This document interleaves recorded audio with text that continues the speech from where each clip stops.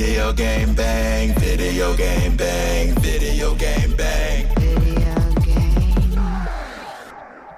Mega brand.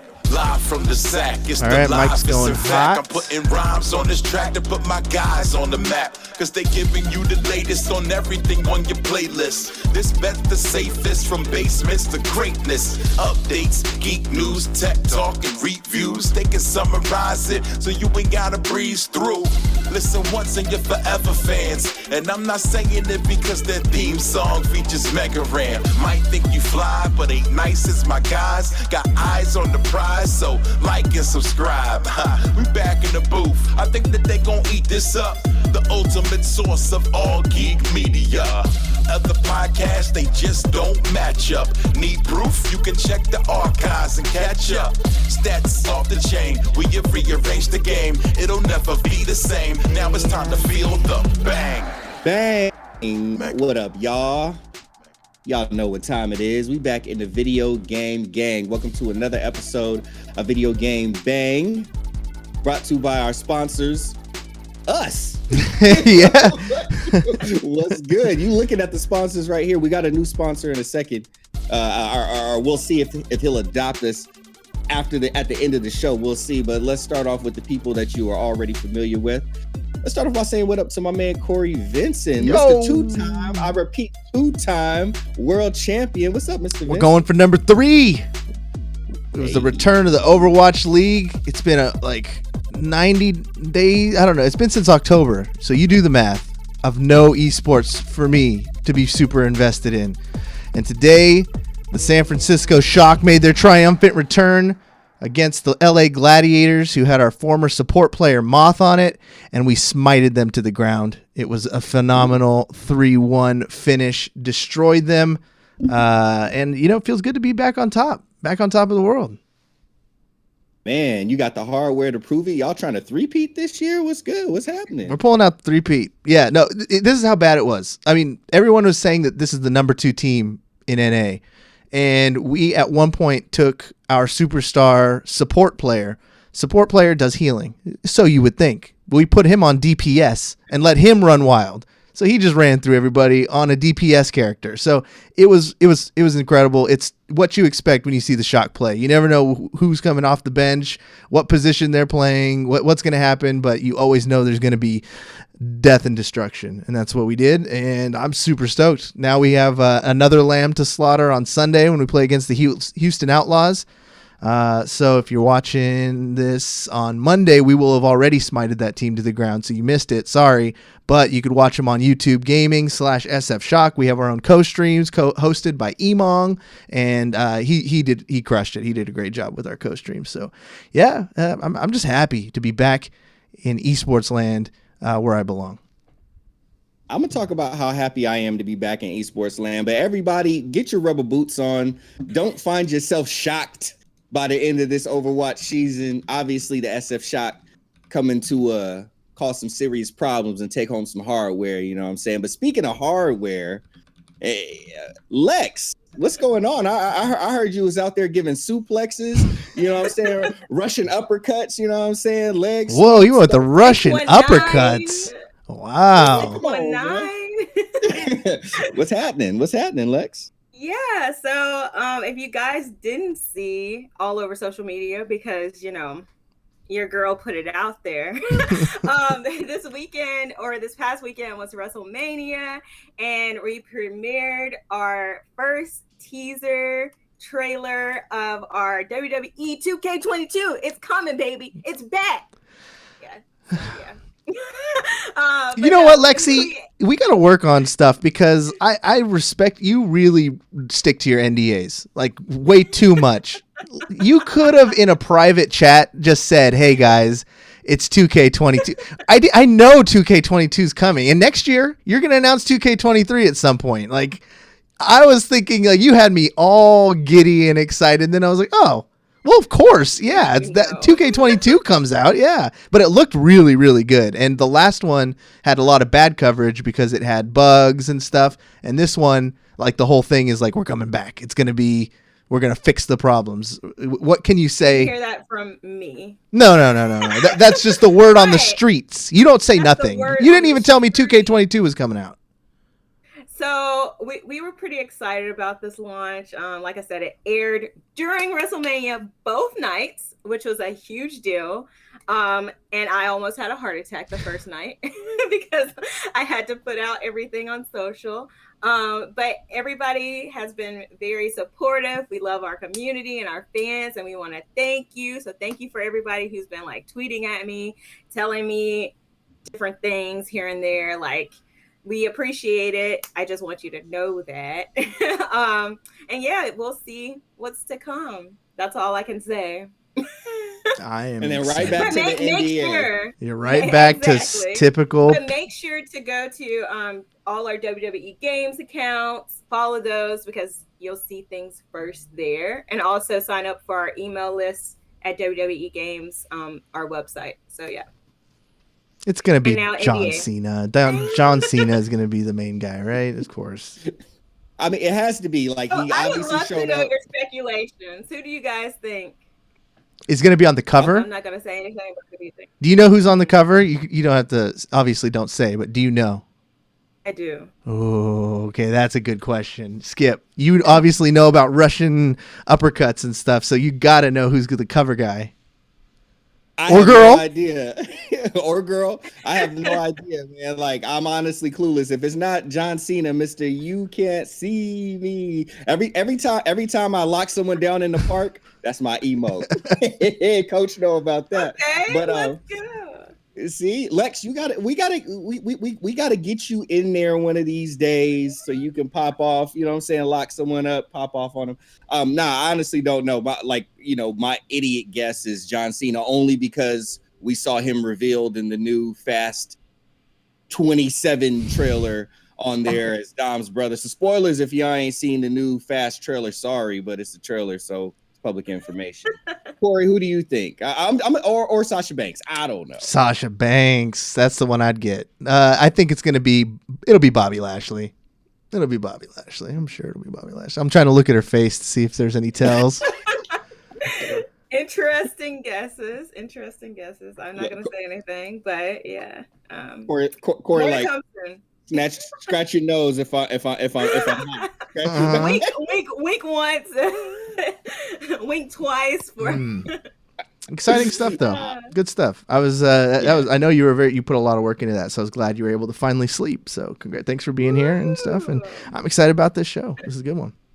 Yeah, y'all already know I'm very excited.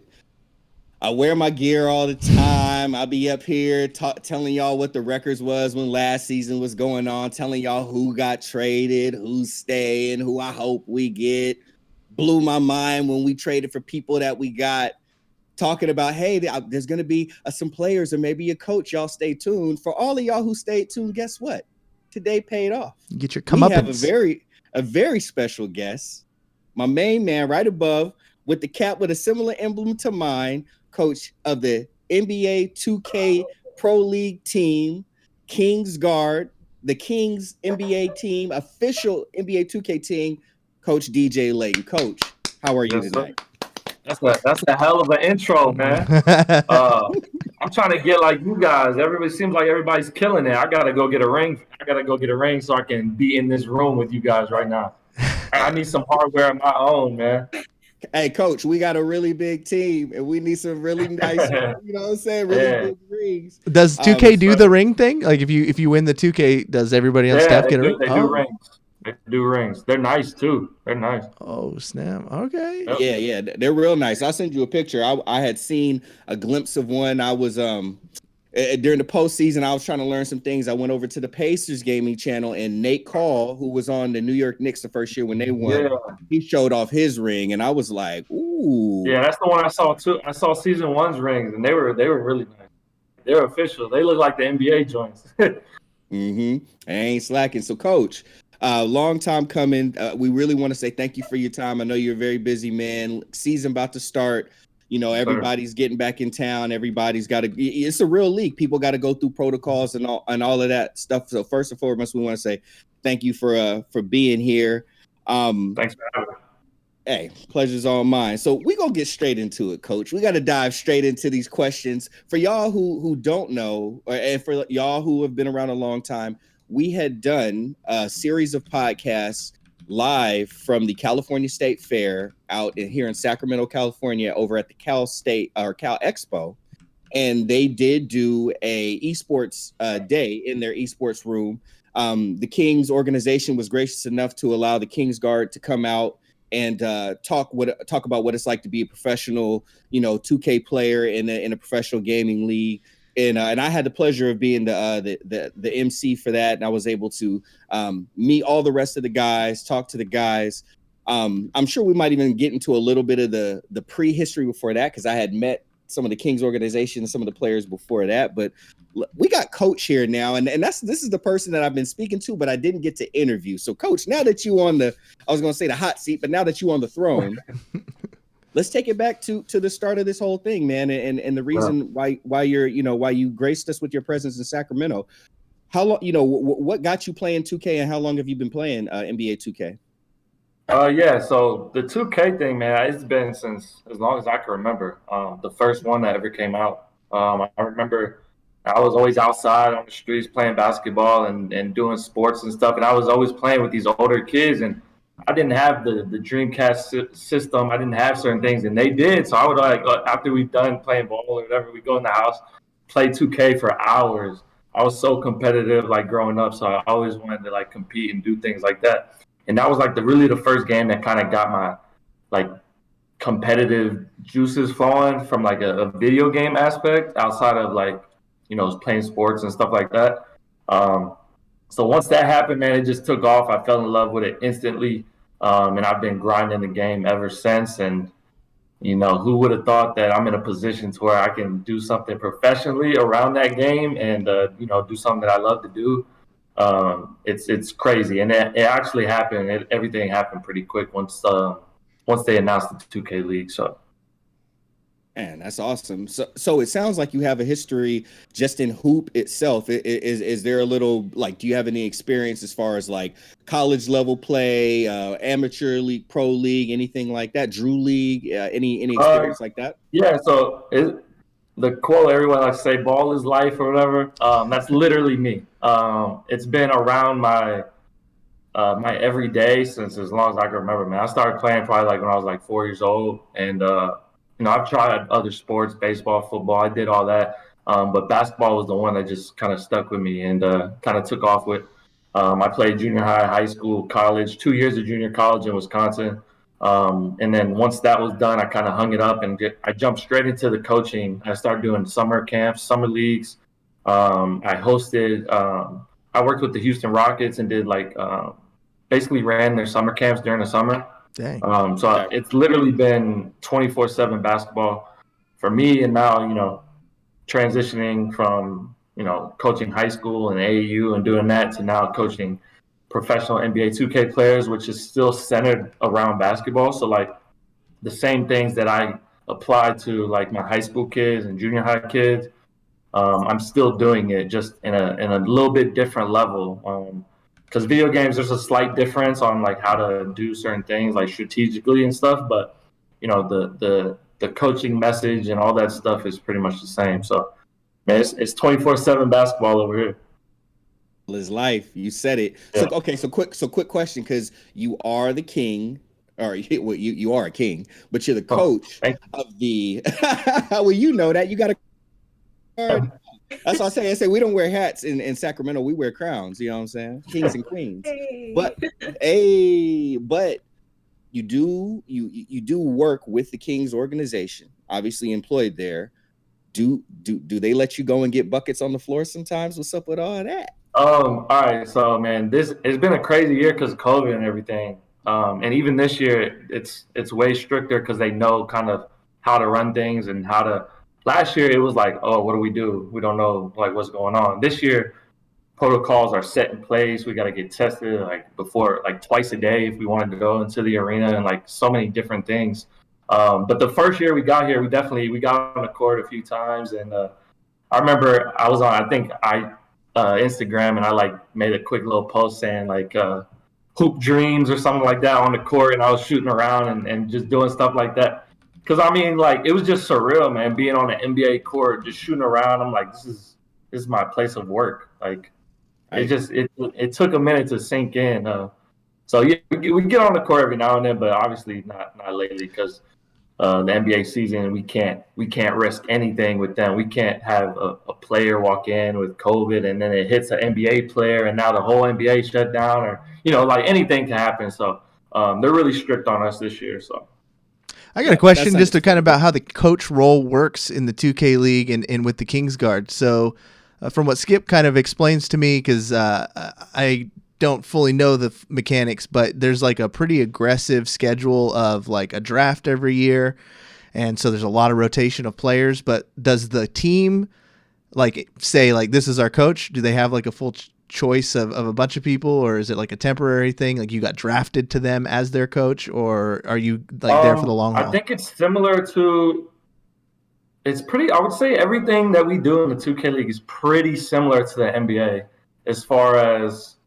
Season 1, the Kings, I wasn't there for season 1. They hired a coach like halfway into the season. He was like an ex-basketball player. Didn't really have much 2K experience though. And I think you can compare that to NBA. Like they had a coach, they fired him. I don't know if they technically fired him, but they told him we don't want you anymore or whatever. And just so happened, I don't know what their plan was, to be honest, but I was cold emailing, cold calling every single team in the league because I knew I wanted to be involved. So I was reaching out to everybody, Twitter DMs, finding LinkedIns. I was just literally going crazy because I knew I had to be involved in this some way, somehow. So I sent my resume out to everybody, and then like a week later, I got an email back from the Kings, and they were saying, "Oh, we're in the market for a coach right now. We're talking to a few people. Send your resume, do this," and I got on a couple of FaceTime calls and did some interviews, and 2 weeks later after the first email I was locked in as the coach. Damn. So it was pretty lucky. There's a little luck involved. Always. I think my desire and wanting just to be in the league so bad, it kind of played in my favor because I just went like over the top, kind of like an annoying girlfriend or something. I just always hit me up like. I go back to my old DMs of some of the other coaches that never hit me back. And you're like, yes, I can see why. I can see why they didn't reply.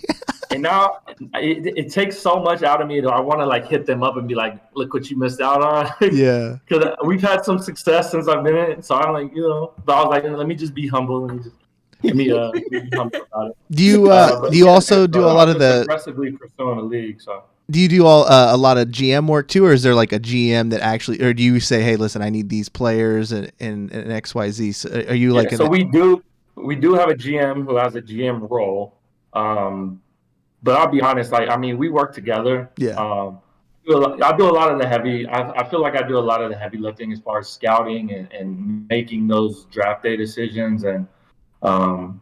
Me and him, we kind of go back and forth with trade talks, and he tells me if somebody hits him up about somebody, and he'll ask my opinion on it and this and that. So we have a good relationship on that. And then, as far as like, scheduling scrims and practices and doing all that stuff all day, that's kind of my day to day when the season starts rolling out.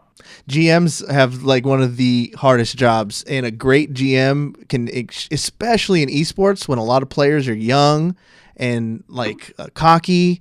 It really, like, you need a system and you need an adult in the room who's like can draw that line of being the friend and the person who gets shit done. Like our GM for the Shock, Chris, like when they travel, they can't wear slippers. I don't know why. Like that's his thing, and they respect it, and they don't wear slippers on traveling. And there's like little rules that make them feel like they're part of a system. And if you're not, they won't draft a guy who's really good if he doesn't fit the system, if he's got too big of an ego and stuff. So a good GM. And we learned that season 2.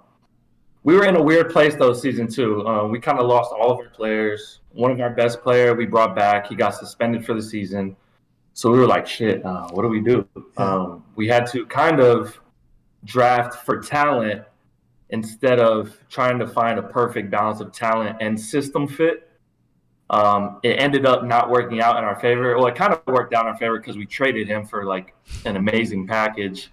But in the moment, during the season, we took a hit, and we kind of missed on it because we needed to get a huge talent instead of like somebody that we know is going to be like showing up on time and mature and all that stuff. There you go. But we kind of learned from that, and now this year, we got a great group of guys, all guys that are locked in and know what they expect. And we have a lot of guys that know who I am now too, so they know like I'm a player's coach. Like I'm gonna be cool with you. We can hang out outside as well. Like, but there's a respect factor too. So like when it's time to go and it's time to lock in, they all know like I'm not playing around.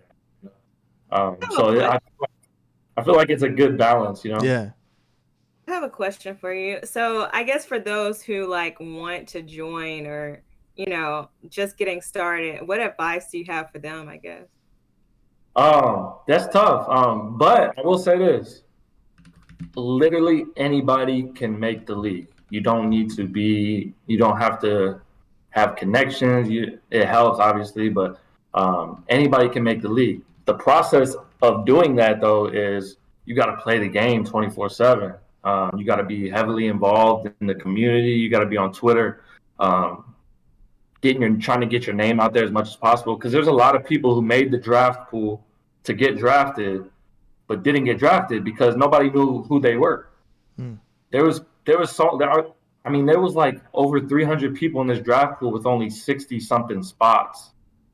So just think about those numbers. Like those odds are really low. So if you're not putting your name out there and you're not being active in the community and Twitter and talking to coaches, DMing coaches, doing stuff like that, it's going to be really hard for you to make the league. But, there is stories of this year, last year, the year before, of people who weren't really well known, but just grinded, and then their skill kind of showed that you don't have to have like a big name or like connections, and it can still work out for you. But I will say it's more rare on that side. But, if you grind like crazy, people will see it. The real people who know what they're doing, they'll see that the talent's there, Absolutely.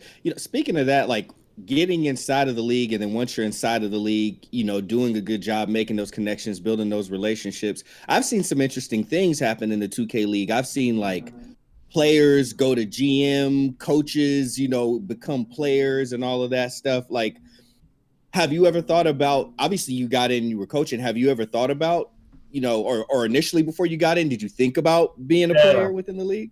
Season 1, when they first announced the league, I was heavy like in the competitive scene playing. My team made there was only like 10 teams who made it. It was called Road to the All-Star Game. It was 2K17. The prize was $250,000. Damn. And like a trip to the All-Star Game to play in front of like Paul George and Kevin Durant and all these guys. And my team we were one of the 10 teams to make that final tournament. We qualified for it. We ended up losing to the team that made the finals in the first round. But like, as you can see, like I was heavy, like I was trying to make it as a player. So when that season 1 combine came around, like the draft process, I attempted. I thought I did decent, and I didn't have the huge numbers as the guys who got drafted. I still play the game. Like I'm still compete against the guys I coach in the off season. Like I play the game with friends and like, have fun with it more now instead of like being so competitive about it. But yeah, season 1, I tried to get in as a player. It didn't work out. And that's when I got into coaching in real basketball. So I was like, I want to be involved in this. I'm obviously not going to make it as a player. There's too much talent out there. I don't really have the energy like to do that as a player. But I'm in coaching now, so let me see how I can kind of combine both worlds. And that's when I just started going crazy, just emailing everybody and trying to, hit everybody up. So that's what's up. So you had talked about kind of how the roster can change, how things can switch around. I know who's on there, but what does our current roster for this year look like? Who do we have on the team this year? Okay, so returning basically from last year, for anybody who was kind of tuned in, we have Crush, who's our lockdown, looked at as the best defensive player in the league. We have Yusuf Scarbs, who is looked at as one of the best defensive players in the league. Returning, we have Seam, who is looked at as a top 5, top 10 sharp. We have in the draft, we brought in a guy named Majestic and Carey, who both kind of play like a power forward center. So we have versatility. Because last year we had Shots, and him and Yusuf had a great combination of like a 4-5 balance. So we wanted to make sure we could still have that going into this year. So we got 2 guys who can kind of play both positions. So now we're still good on that versatility. And then the biggest trade of the offseason, man, we got the season 2 MVP. Mama, I'm that man. What a gamer tag that is, by the way. What a cocky guy, but also backs that up, man. He backs it up every game, averaging 30 plus a game, season 2 MVP. So we got that point guard that we've been needing the last 2 years. Since I've been here, we've had rookie point guards every year. We've drafted a rookie point guard. This year we have a guy who's been in 4 years. He knows what he's doing. He knows how to win. So there's really, if we don't win, it's on me. I take 100% of the blame. If we can't perform, it's on me that I couldn't get the job done, because everything is in place for us to get the job done this year. So absolutely. Cory, did you have? Oh, I was just gonna say, when that trade went through, Skip just blew us up. Like, he was very, very excited about that trade. I knew that whoever you got must have been totally legit. My question was, I remember, I've been in esports, for a while now, and I've seen the economics of it. And when I first saw the season that kicked off, where they were flying everybody to New York, like on a weekly basis, like, I was like, that must be very fun to be a player or coach in that environment, to get to do that and go hang out with EE in New York. But then on the flip side of that, that's got to be exhausting. And then with COVID kind of came back through, rolled around, put everything to a halt, everything went online. I don't know what the status of the season is, but just from your perspective, was it necessarily worth traveling? Do you want them and the players want to go back to that constantly traveling back and forth thing, or is online play kind of better for you guys' mental health and, stress? Yeah, so it's trying to think of the best way to describe it. It's like a love-hate kind of thing. There's benefits and there's negatives to staying at home and also traveling. So season 2, it was definitely draining. 6 out. Well, really, we would get to the airport, Sacramento airport, around like 11, 12, right? And we wouldn't touch down in New York till like midnight. We wouldn't get to our hotel around midnight. And, we got our community, maybe this is all gamers, I don't know, but definitely 2K gamers. Their sleep schedule is the worst I've ever seen in my life. So they don't go to sleep till like 3, 4, 5 a.m. anyways. They're up playing the game and parties and doing stuff like that. So we're not even landing until midnight. We play like maybe 5 o'clock the next day. So they have like all day to sleep, but they're up to like 7 a.m. Like, sun's coming out in New York, and we have like the time change, so we're like 3 hours ahead, but it's behind, but our body's behind. So doing that was definitely a negative to our team. Like, teams that could take a 30-minute flight or a train ride, there's a lot of teams taking train rides, like Philly and like Boston, like teams that were close, they could just get there quick. They definitely had the upper hand on that. But staying home last year, the positive was obviously we don't have to travel. We're relaxed. We could just walk to the arena, take an Uber to the arena. We have our normal routine. We can just, wake up, make some food in our own apartment. We don't have to worry about doing all that extra stuff. But the negative also was like, we just felt really like stuck and too comfortable almost. Like, when we got to a game, it felt like practice because we're playing where we practice. And we had to create our own energy. There's no fans. There's no yelling. I couldn't even be in the room coaching during the games. I had to be outside and communicate via Discord. So I was like in a whole different room because COVID protocols. So like that part hurt us as well. So like if I had to choose, I would definitely I would pick the traveling, just because you get to experience life, you get to you get to do things, and you get to play in front of a live audience. This year, don't quote me on this, but it's hoping to be, if everything kind of is going the way it's going. The regular season is going to be based, and then some tournaments and stuff maybe in person if everything works out. So hopefully if we can get a little bit of both, man, that'd be the best of both worlds, because we can stay home and then still have some travel. That'd be awesome. That seems like it would be the thing that makes the most sense. I mean, I know NBA teams are backing all these guys, so they have the money to throw at it, but like, I couldn't imagine having to fly how many players and coaches per team every single week to New York. The body. Yeah, I don't want to know what that budget looks like. It's got to be nuts, I'm sure they're like, yeah, this is the way to go. And you still get the lands. I think that's what Overwatch League has planned too. They just announced like 3 China events where they are gonna have lands, and they're gonna do a APAC versus NA like in Hawaii or something, like 3 times a year, which still gives you the hype and stuff, and gets you out there and doing that stuff. But I saw Call of Duty announce it as well. Yeah, both from Blizzard, so they're kind of lockstep. Yeah, and that's definitely, like, as I felt the momentum and the adjustments of the new team and the new players that we did have in there.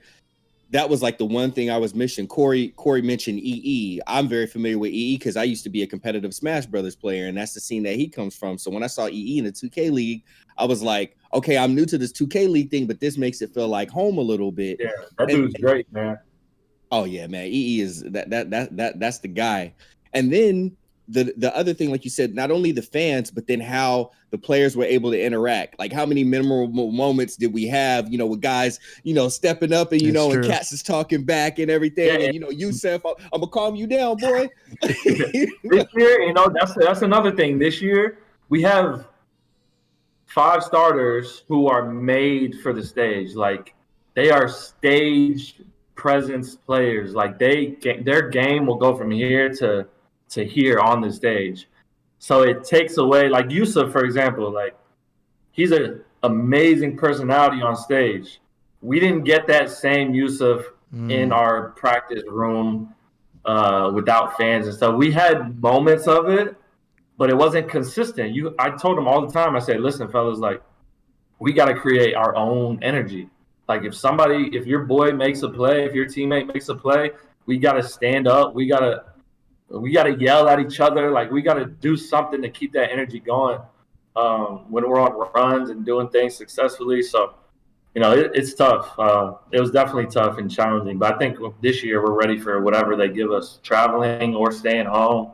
I think we're kind of built for whatever they throw at us this year. Yeah, like, I had called into the offices and I was like, hey, yo, bring me in. I can bring some energy. Your 7th man is here. And then I coughed when I called and they were like, Skip, you're going to have to stay home. I was like, I got the bubble suit. We can make it happen. They're like, Skip, protocols, you know what I'm saying? We're going to keep you at home. And then when everything clears up, we're going to bring you in. So I got benched, but it's cool. Yeah. All right. So speaking of the guys on the team, like you said, we got a lot of guys that are literally built for stage and whatnot. Let's talk about some of the personalities on the team. So who is the funniest guy on I think I know the answer.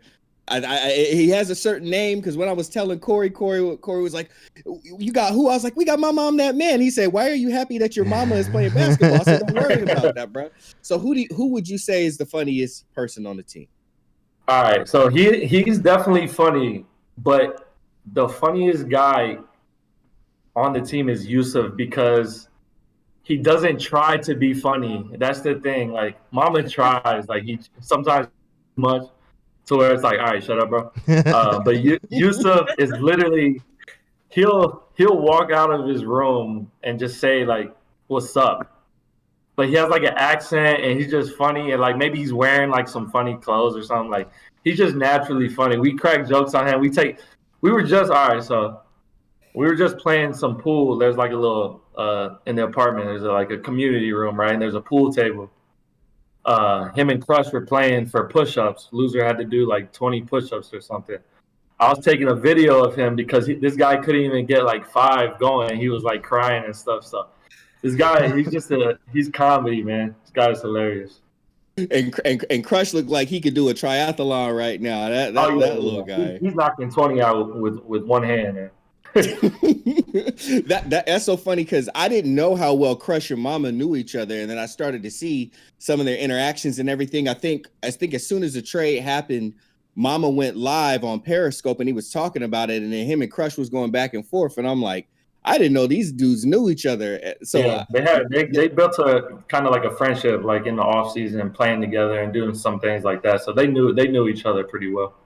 Oh man, all I want to say, Coach, if there's any way, this is for your boy Skip. This is for your 7th man. If there's any way we can get a Mama I'm That Man and Crushy mini reality TV show during the season, I promise, Coach, it'll pop. You'll get all the views. Won't nobody look at no other teams. I know. Hey, I believe it because when he gets on those Periscopes, I think Periscope is like off of Twitter now, so I don't know how he's gonna do it. I told him to bring it to Twitch.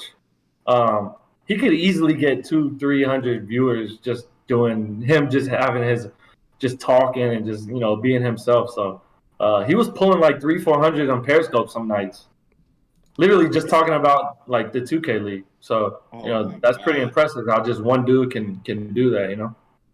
If we get those two and Bear in a single stream together, I think it'll break the league. I think the league will have to shut down, or it might become more entertaining than the NBA. That's all I know. Okay, so apparently Yusuf, and I could totally see it because he's got that reserved kind of manner. Yeah, he's funny without being funny, but who is the most serious person besides you on the team?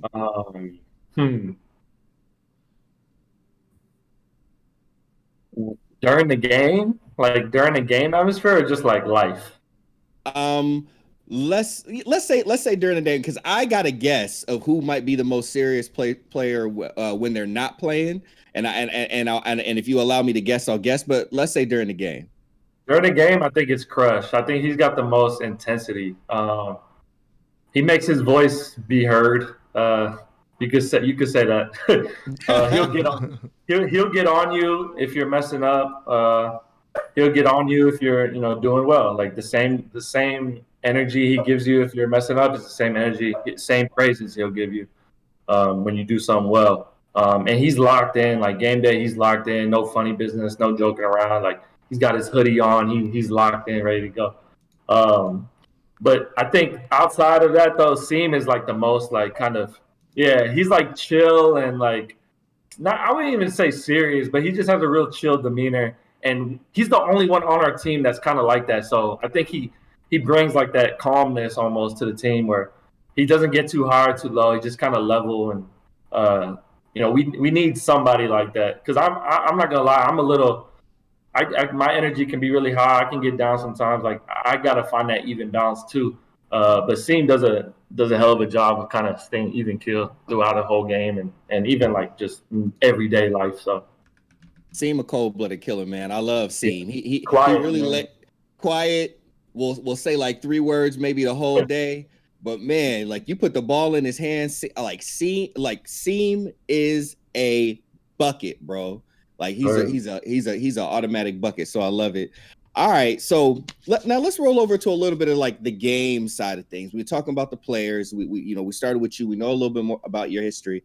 So the game itself, and I'm gonna take it to a little bit of a personal side. Some patches had came out. Is them Zins really gone, Coach? Are the Zins really gone? Is it safe to come back to 21? I've been on 20, Coach. Is it safe to come back to 21? No comment. Coach, see, I like you. You already know. They can't get too upset. Like it's not a good esport if the pros aren't bitching about the meta or something. Like every game, you can go down the list and there's issues and problems. So that's just gonna happen. That's one thing I really want to learn about, like just how kind of other esports maneuver and what's the comparison with the 2K League? Because like my outside perspective, without knowing much about Call of Duty, Overwatch, all the other esports is that we're kind of like in our own territory in a sense, I guess, because you look at sports games and it's kind of like Madden is a lot of one-on-one stuff, and FIFA is a lot of stuff, and we have like a whole team, and like we're with a huge organization of the NBA that's kind of backing it. But that's funny you said like you compared it like our players complain about the game literally 24/7. They don't stop complaining about it. Yeah.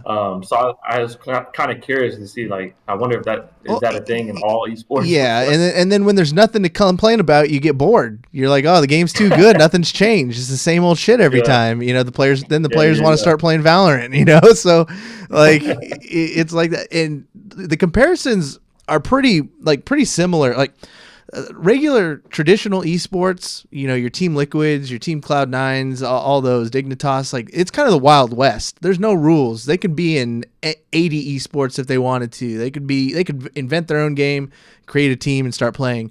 Then they started making these leagues. Overwatch League, wasn't the first league by any means, but they're the ones who tied it to like cities. So San Francisco Shock, Vancouver Titans. And then Blizzard, being the parent company, brought that same thing to Call of Duty. But in between there and around the same time, NBA 2K did it. So they're pretty similar in the fact that they do Overwatch League operates like in a bubble. Me and Skip can't make a team and compete with them. Like it's impossible. You have to pay a bunch of money in franchise fees to be a part of it, kind of like just like the NBA. Overwatch League pretty much ripped off the NBA. Then the NBA was like, oh, we got something here, and then they did it with 2K. So that's kind of it. I think the difference, especially with sports games, is that the people who play them are usually a bit cooler than the others. So you got that. I would say Call of Duty League and 2K League, are pretty similar, but I just think there's too many barriers that keep people from flocking more towards NBA. Like the biggest thing for me is like I want to pick up and play with Skip, but if I don't grind a character and make my class just right, and then I did it wrong, I got to go build a new character and then grind it again. Otherwise, I got to pay so many, LeBron coins so that I could get this move. And I get too lost in the sauce where I just want to play the game and be good. Like in League, it's a free game. You can go play it and become a pro, climb the ladder. It's like, and it's more like traditional basketball. Like you can get a ball, go to the park, and if you're the man, you'll be a pro. But in that game, I feel like there's too many barriers that keep players from, maybe be going pro because you have to grind the game and, do too many things. I agree. You have to invest in yourself in a little bit because like it costs like, man, VC, like they tax, man. Like it's like when you first get the game, it comes with like some coins or whatever. You can get your player to like a 70 with it or whatever. But then you got to put another like 50, 60, 70, 80, $100 in. Then you got to buy jump shots. You got to buy dribble animations. You got to buy so much stuff, man. And like all the extra stuff, like you want emotes, like Skip wants his guy to do this. That's $5 right there. You got to pay, you know what I mean? So yeah, I agree with that. I never really thought about that. Like that's probably keeping like, I guess like an average consumer away. Because he can't just like I play Call of Duty because I can just get on Warzone and just play. Yeah. Like I can even grind the gun, like get it, to max level within the game. Like I'm at a disadvantage for a little bit when it's like a level 15 gun, but once I get it to like a 40, I'm good, Yeah.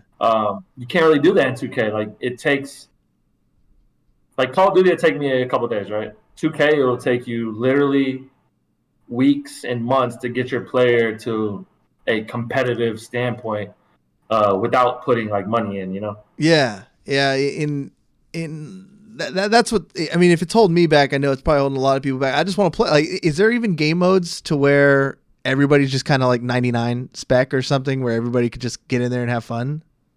There's somebody made like a custom, but you gotta. I don't know exactly how you do it, but yeah, you can't play anything just going in and play besides like quick match, where you play with the NBA team. Yeah. In Overwatch, like I'm okay. I'm pretty good. And I could at least go to quick play with my friends who aren't that good, and we can get bodied or whatever, and we at least we can play together and have a decent time. And you're limited by your skill. When I was playing with Skip for like a solid month, I was just getting frustrated because my character was, a little weak dude, and I'm just getting smacked. And yeah, my skill had something to do with it because I wasn't great at the game, but like it was mainly I was just playing with a potato. Like my dude was a legit potato, and these guys have characters that are just better than mine. Coach, I got to interrupt real quick. Cory wanted to make a point guard. We was like, Cory, make a stretch 4 and then stay in the corner. Yeah, it's like, okay, I guess I just don't have fun. I'll just do, this. It was nice, a little bit, but I just want to. I think there's just some fundamental issues with getting people to the competitive. Hey, we can't say too much about 2K though. We got Lexie over here. Don't tell her. Lexie. Hey, coach, check your account. It might be banned. I know. I was just looking. But on that note, not on the, we have someone here who, I've played the game. Cory played the game. We have, experiences and valuable feedback that we think we can. And I've given some, through the proper channels and whatnot, but not even on like a complaint side, purely just on someone who's been in the league. I've seen, I've seen the game from the league standpoint add things, having your 6-man, like on a chair on the side, different ways to be able to call timeouts and stuff like that. From an insider perspective, like what, and actually I'll let Lex take this one from an insider perspective. What is some experiences, some feedback you could share with us? Lex, take it away. Yeah, I would love to know like your top 3 things like you would love to add to the game if ever in the future, and then maybe your top 3 things that improvement, just to get like a sense of it. Like I'm not necessarily on the NBA side, but I mean your voice does matter, and like that doesn't mean to say like I could email somebody and at least like give them ideas from like a coach perspective, and also just having all the thoughts of your team's perspective so intertwined. So like it would be nice to hear from you, like well, it's funny, Skip, that you said about the player on the bench, like how they added it. There's a reason behind that. I don't know if you know this, but last year, if it wasn't for COVID, and we would have been on our normal travel and all of that, we actually were going to be given a chance to sub player in mid-game, like at halftime or like a quarter break. So let's say Yusuf was just shit in the bed, right? Missing all his shots, missing layups, whatever. If our 6-man played his position, at halftime, we could be like, hey, man, like, you just, it's just not your day-to-day. You're good. Cheer the team on. Let's get some energy going, but we're going to give him a shot. That's like a dream for me. Like, I was like, okay, I can really, like, get in my coaching bag a little bit now and, like, do some things that maybe some other coaches that don't have, like, a real true coaching experience.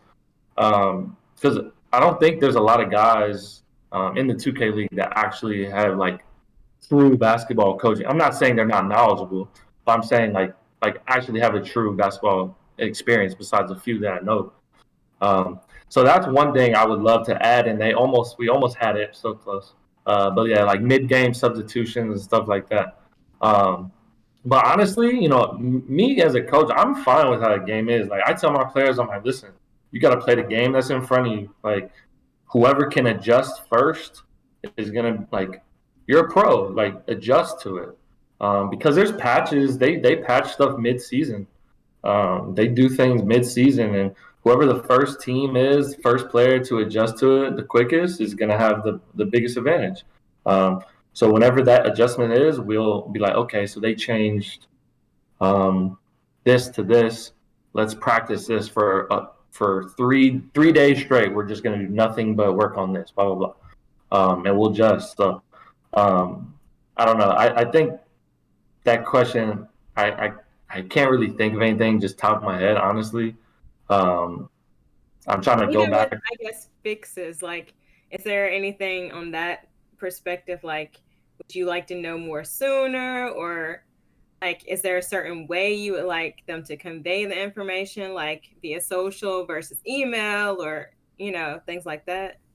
Yeah, Probably well, get in the grains, but yeah, like we have. It's kind of hard because I don't want to like. I'm not saying anything bad, but like I'll say I don't mind, but like our 2K league contact, right? I feel like our league in general, we're late to the game. Like we get info and information, and I don't know if it's the league or if it's 2K that's delayed certain things to the league, and then the league delivers it to the managers and staff and stuff like that. I don't know where the communication error is, but like we get hit, or like we have so many questions about the game and we send it to our league people, right? Because we don't have 2K contact. So we'll send it to our league people, and sometimes we won't get answers back, or sometimes they have no idea, or like stuff like that. So I would say a lot of the coaches and players, we're like really just out of the loop on like what's kind of happening with the game in a sense. But this year, I think they took a step in the right direction. The players were able to test the game mode that we're going to get, because we're getting. You guys saw the Sony announcement, probably, that we were playing on PS5 this year instead of PC. Yeah. So with that being said, it's a whole new kind of build than what we're used to. The players were actually able to kind of test the My Player builds on what we're going to use. So they had a lot of feedback being put into the game and the players and stuff like that. So we're supposed to technically get it on the 20th, the actual league build download, so we can start practices and stuff. I'm just praying that it looks good, and the players are 2K took the feedback from the managers and the players this year, because I know in the past that was one thing that they even flew players out to LA to test it in person, and all the players were like, they literally didn't listen to anything we said. So having that communication. I'm glad that happens to you guys too. That's awesome. Yeah, we're more similar than we're different. Because they're in a tough spot though, because you have the devs who are very different than the people who run like the esports and leagues and promotions and marketing and stuff. So it's usually two different heads to the dragon, and one wants to make the best game for everybody with no bugs and stuff. And then you have this one top 1% that happen to be some of the most important, because they put on the show matches and they're in the league and stuff, and what they need patched is different usually than what everybody else does. And then there's exploits that don't matter unless you hit this certain level of the game, and then it becomes unplayable. But then if you fix it, then it's no fun for the normies. So there's like this balancing act that they have to do. How much do you give for your top percent compared to the other millions of people who play the game? I know in Overwatch what they did, and it was not the correct answer, was Season 1, the players were playing on a patch that was always like 3 months older, because it was 3 months more play tested. They would throw out new stuff for people to play on, and then there would be wild changes to characters that we would be breaking, obviously, on server, and that Overwatch League would have broke, but they were trying to protect the integrity of the professional level matches by not introducing changes. And, because that's what people say they want. They're like, yeah, well, if we knew about it and you give us time, let us play on this consistent patch. But then the fans weren't interested anymore, because it's a whole different game. Like what the people were doing on stream are not what they're able to do anymore. So there was like this giant disconnect. So they ended up just saying, all right, whatever's live, you guys play on more, which is more traditional, what you see in like League of Legends or Fortnite or I think 2K too. And because you guys are on live patch, right?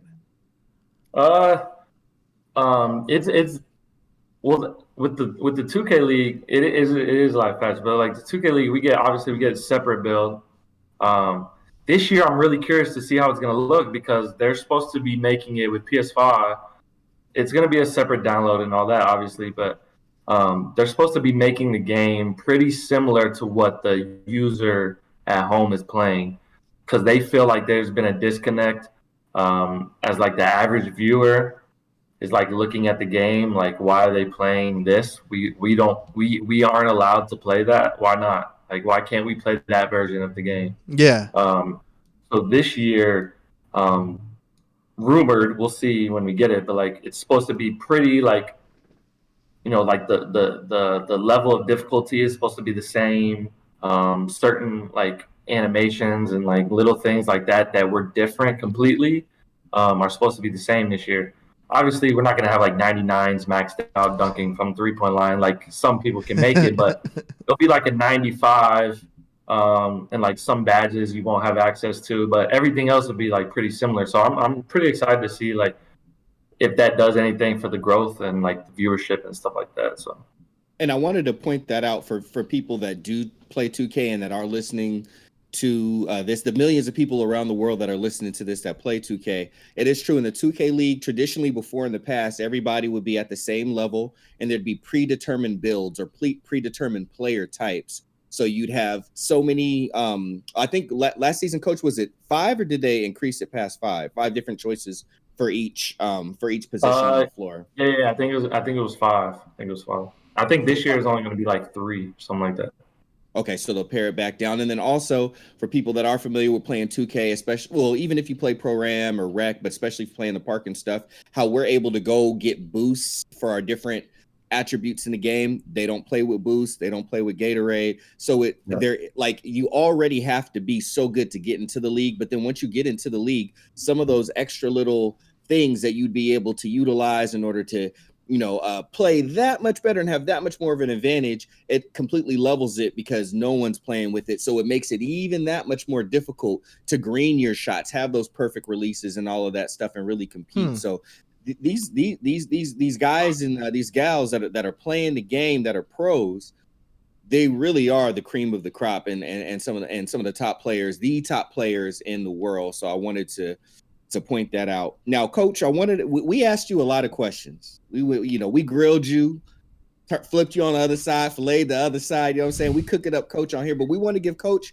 opportunity to throw some questions at us. Is there any questions that you have for people that play the game, whether casually, Pro-Am, or just us as people who host a video game related show and have people come in the chat and ask questions? Any questions at all for us or your seventh man? Because Coach, I'm ready. I mean, put me in the game. You know. Hey, as soon as they open up California, we're locked in, man. I'm gonna do something for you. Bro. I got you. But no, general questions. I mean, I think one thing I was really actually gonna ask, he kind of touched on, just about like in comparison to other games, like you guys can't just hop on 2K and just have it. Like, it's a process, and I know it because like. I actually paid somebody to get on my account and grind it. I just couldn't sit there for hours to do it. I just couldn't. I didn't have the time. And it wasn't that fun anymore. Like, I'm a little bit older now. I'm 28. Like, and I was doing that when I was like 23, 22. I just, I don't want to sit there and play the computer. Like, I want to play online versus people. Like, so, that's kind of one question I would ask, but I mean, other than that, not really, man. So I'm curious to know, what level do you have to be to start playing against people? Because this seems like, I mean, I think you can. Like, how Street Fighter is, like how you have to grind, and then like you don't like just want to jump into Lexie. So you want to learn all the moves. Like, how does that work? Like, Lexie, I think you can just jump straight in and play against people. The thing is, if you do that, it'll be like, if it was a Street Fighter world, it'd be like me as myself fighting Ryu. Yeah. Like you would just I would get fucked up. Like one Shoryuken, and I'd be like, what the fuck was that? So like that's a hell of a comparison. Like, honestly, that's a great comparison. Because like you can get. Nah, you got to get to 99. But so that's what you were saying. It just takes forever to get there. Yeah. It takes a minute. So what would be the ideal, like, the ideal world? Like, what would be the ideal rank to get to before people jump in, if you could make it? I'm just curious. It kind of depends on your skill level, though, because like if you're not the best, then you're gonna need a 99 and all the badges and all the stuff that comes with it. If you're pretty good at the game already, you can get away with playing with like an 85, 89, like 90s. You can do certain things like that if you know the game. But if you're like literally just, you play it very casually, and just want to get on and play a couple games with your friends, you're gonna rage. Like you're gonna turn your console off. It's not fun. It's not fun at all. And you're not gonna want to. And you probably won't turn 2K back on for another 2 months, and then it's a rinse and repeat. I think what they need to do. Back on and you do the same thing. I think that build that they give the pros, where you kind of have like set architects or archetypes that are like all kind of level and balanced. There should be like a competitive mode where you could put any skin on it. You could have a beard or whatever, and you can play with these pre-built things at like a competitive level. And then if you really want to go into hardcore mode or something where you've built this character up to 99 and just bring that in, like, there should be an option for people who haven't dumped 100 hours into the game to at least try and have fun. And even like if we're really talking money, right? Because it's a business, and I'm sure they make great money on whatever it's called, the purchases, like the in-store purchases. Yeah. I know it has a certain name to it. At least let us buy a 99. Like, you know what I mean? Like, I'll do that. I will 100. Like, I mean, these kids, right? These kids are spending $500 on Fortnite bucks, whatever the hell that's V-Bucks, called. Yeah. And like, I will 100% put an extra 100 in to get all badges, all 99, all that. Like, take my money. Here you go. Let's go. First day I'm maxed out. Oh yeah, I'm good. Yeah. It almost sounds like to me you want it to be kind of like League, where it's like, if you're bronze, this is your pool that you play with. But if you're platinum, this is the pool that you play in. You know what I mean? Like, it just depends on your level. But these are the people that you'll get to play with. Yeah. I don't know. It's tough. Just, I guess, me knowing the game, like, I'd rather just.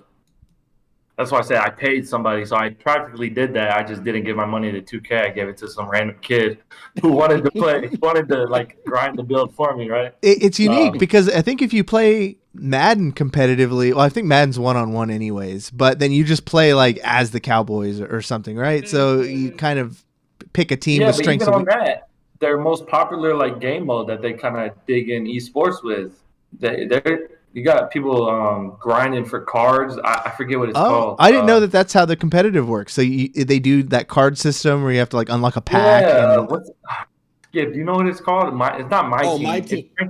It's my team, but for Madden. What's it called for Madden? Oh, I forgot. It's on the tip of my tongue. I can't think of it. But yeah, you grind the game for cards. Like, because I watch it on Twitch, and like there's a guy using the Niners, but he has like Barry Sanders as his running back and stuff. You know what I mean? So he has like different cards of like Jerry Rice and like all kinds of different players. So grind, man. You gotta grind.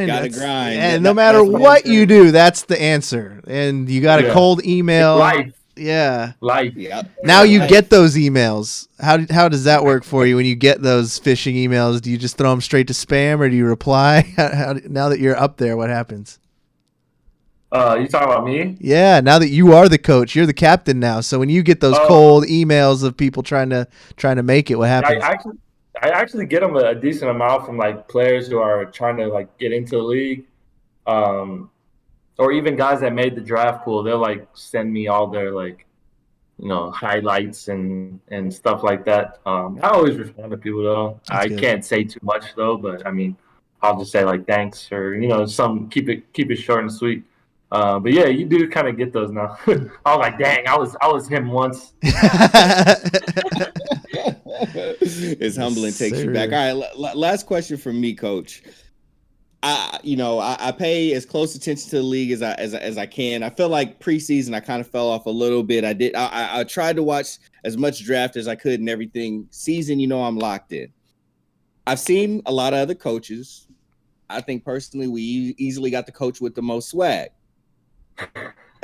But do like how usually like there's a players association, or at least like league players have their own circles to mingle and all that stuff. Do the coaches in the NBA 2K league, do y'all like do any conference calls, come together, different ways that y'all support each other, not in like a way that crosses lines, but just coach to coach, trying to be supportive, trying to get to know each other? Do y'all do any? Obviously COVID, it makes it hard, but do y'all ever do any get-togethers or anything like that? Yeah, I was able to develop relationships when we were traveling though. like season 2, I got to develop some good relationships because, I'm new to the scene. I'm new to esports.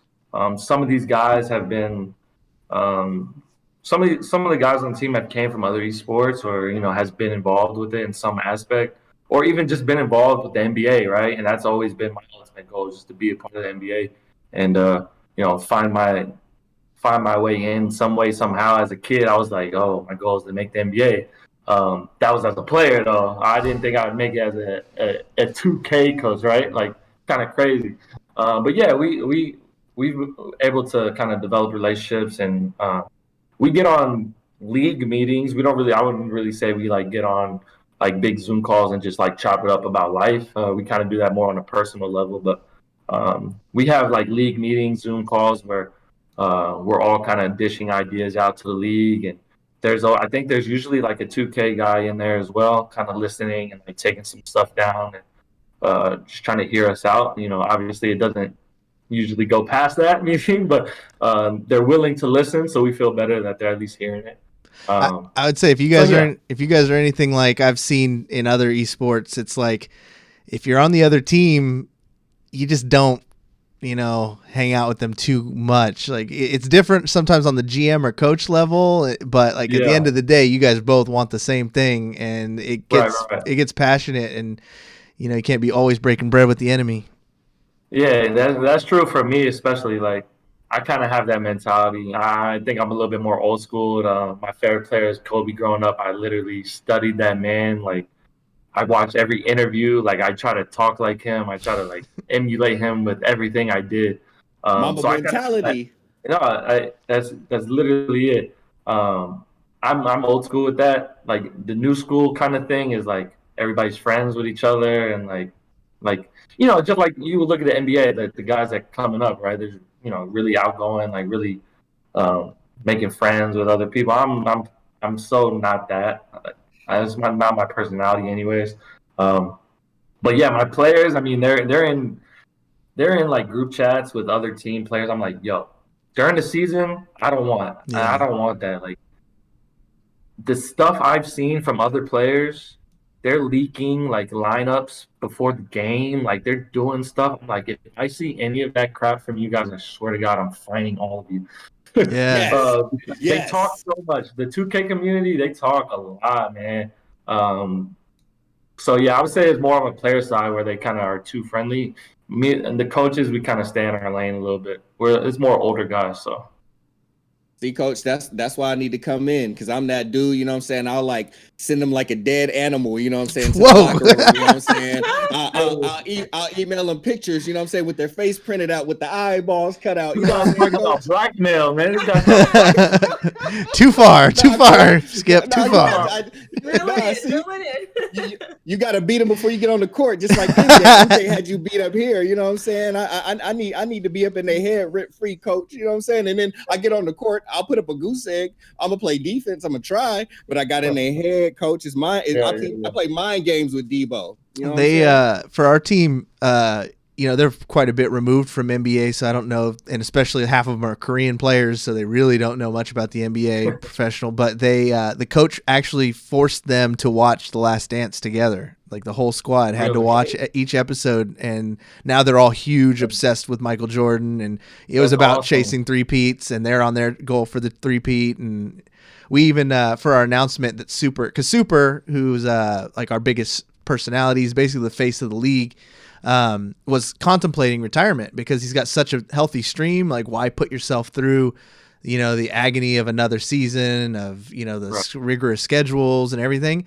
But after Last Dance, Jordan, Kobe mentality, like he's truly just chasing greatness this season at the expense of his own personal brand. He's so motivated to win a third. So that's awesome. That's how it works. That's how it should be. That's the mentality. Whether you're playing basketball, pool, esports, video games, like the people who have that mentality are the ones who are going to thrive. So keep that mentality with them, coach. Keep them locked up. Don't let them wear slippers on the plane, man. Keep them in that coach. I don't have the slippers on the plane rule. I can't.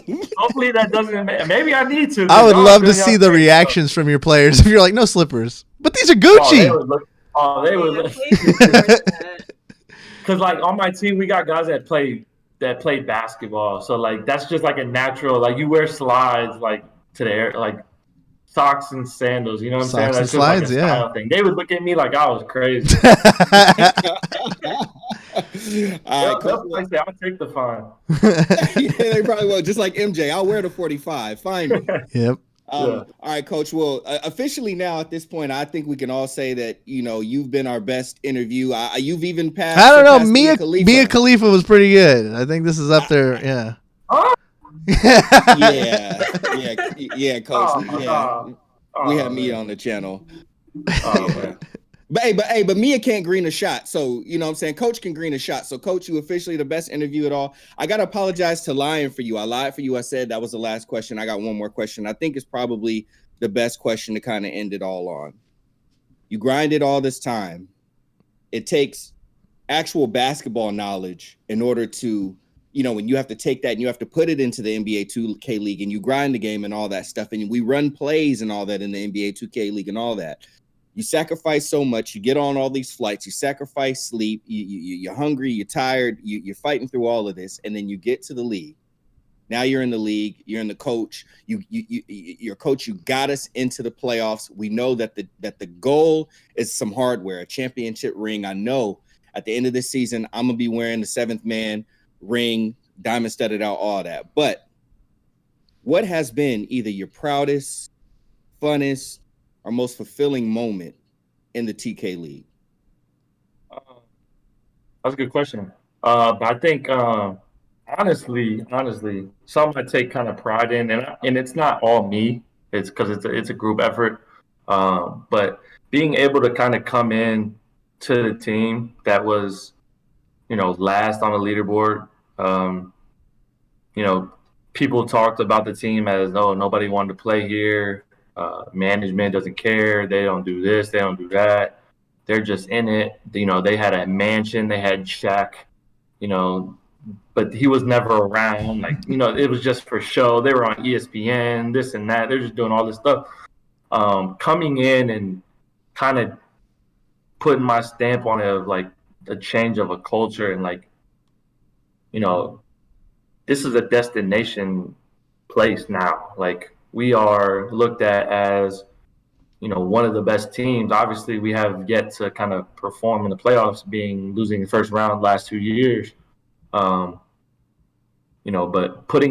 being able to put ourselves in a position so quickly to where, we were last to now we're looked at as one of the top, teams in the league, and, things are changing and a huge culture shift. That's something I can look back on no matter what happens. Like, yeah, we did that, like that. I had something to do with that, That's probably the main thing for me. It's awesome. So what I'm hearing is you're going to take over as the coach of the Sacramento Kings. Got it. All right, please. Cory, it sounds like you had one last thing, and then we're gonna let Coach get out of here. Hey, I love you, Luke, but yeah, come on, let's go. Let's go, Coach. I can multitask. I can multitask. And then we can also have Fox, you know what I'm saying, when I'm not feeling well, take over the 7th man spot, because he got him and Halliburton. I saw them play together on stream. Hey, Fox, my hometown, he lives 5 minutes from me, man. So we already got that connection. See, there it is. And then all we need to do is when I retire from being a 7th man, I get into the front office, you know what I'm saying? And then we really make it happen. There's a roadmap to this. Rome wasn't built in a day. I'm in contact with some people. We all know what's going on. Coach, we really want to say just thank you. You spent more than the time that we even asked of you. You came on. You were so gracious with us. Thank you for coming in and changing the culture with my Monarchs not being here anymore. And, with the state of where the Sacramento Kings are currently, it was at least nice for me to look and say, I can wear my Kingsguard gear proudly every day. My guys turned it around from season 1 to season 2 and in season 3. Like I said, I will give everybody a little story. And this is to encourage y'all, not only just to, play NBA 2K League, but NBA 2K the game, but watch the league. It's interesting. It's exciting. It's fun to see what these guys do. When basketball was down, it was so fun to be able to tune into the NBA 2K League and still be able to get my basketball fix. But this league is really interesting. It's really special. What the Kings do is really special. So I happened to find myself watching one of the NBA 2K League games one day. This thing came up, and it was called I forget the exact name of it, but they had basically like a little contest thing. It's like, hey, we're gonna put a special word on the side of the court, of the basketball court. You get the code word, you email in, and then you may win an Xbox. And it was like top of the line Xbox for that time. And I'm up here like, oh shoot, all right, like I'm always like, I'm gonna give it a shot. You miss 100% of the shots you never take. So I load up the website. I got it loaded up. I'm watching like a hawk. I'm refreshing to make sure that my feed ain't lagging, and the word pops up. So I take the word. I got the website up. I already put my email and all the other stuff in. I'm trying to use the noodle. I put it in. I send the email off. I'm like, I probably didn't do it, but I was locked in, and I think I did it the best way any way could. I got an email back like 30 minutes later. I thought I wasn't gonna find it till the next day. It was a very nice lady, won't say her name, but hit me and said, hey, congratulations, you've won the contest. I'm like looking at the from, like, nah, this is from a spam account. Someone intercepted my email. Everybody wins. Like, yeah. Right? Everybody wins. And then and I was like, my heart started pounding. I'm like, oh, this is crazy. So I emailed back. I'm like, oh, y'all, thanks. This is crazy. Like, I was watching Team Whoop Whoop, and I started naming the players, and they're like, oh, you really know actual fans. Right. I'm like, yeah, no, like I play the games and everything. And, and my mom got season tickets at the arena. So I'd be at the arena. They're like, oh, you live in Sacramento? You want to come down to the arena and pick up your Xbox and meet some of the players? And save us on shipping costs? Yeah, right. Yeah, use your own gas and I'm like, bam, say less. So I hit back. Oh, and like, so Skipper pushed the line a little bit. I pushed the line a little. I pushed my luck because I'm a lucky man. I said, can I get a PlayStation instead of an Xbox? The only person I know who got an Xbox is Emma Skies, and she ain't playing NBA 2K no matter how hard I try. So they were even cool. They were like, yeah. So I get down there, get to the arena, and I wasn't as familiar with this person, but Yusuf Scarbs was right there, tall as can be, smile that lights up a room, waiting for me. And I'm like, oh, yo, what's up? Woo, woo, woo. Now, my favorite player on the team was Worthing Colt. That's my guy, Worthing Colt. Shout out to Colt, back in the league, over on the Celtics. I mean, I'm locked in. There was 2 streams that I was on during the like heavy. I was on Coach's stream heavy, and I was on Colt's stream heavy. I subbed and everything. So I get down there, I meet them. They take me into the room. I get to see where the players are at. I got to saw the table coach. That table was mean with the wood, the NBA court wood. Oh yeah. I was like, yo, this is nuts. You know what I mean? Showing me around. I get to meet some of that front office people, Jeremy, and all these people. It was awesome. And then I'm in there. They didn't give me. I was like, I'm about to get a PS Slim, but I'm about to be in the game. They gave me a PlayStation 4 Pro maxed out with the 1 terabyte and everything. I'm like, Kings, y'all ain't slouching. Took me around, like gave me a tour, took me around the whole arena. I had seen some of it because my friend like had really nice seats, but I didn't say nothing. She like took me on to the floor. I got to look up. Let me tell y'all, anybody who thinks it's easy to just make a free throw or go and shoot a shot down there, you look up at the seats and it's like people towering down looking at you.